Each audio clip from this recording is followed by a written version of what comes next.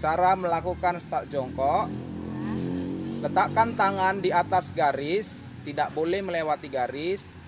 Lalu ambil sikap jongkok dengan salah satu lutut menyentuh tanah dan tidak boleh melewati garis.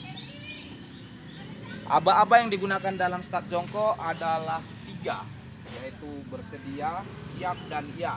Ketika bersedia, pelari harus berada pada posisi jongkok dengan melihat lintasan. Dan ketika aba-aba siap, pelari harus mengangkat pinggulnya dengan pandangan ke bawah. Dan ketika aba-aba ya, pelari melakukan lari sekencang mungkin ke arah garis finish.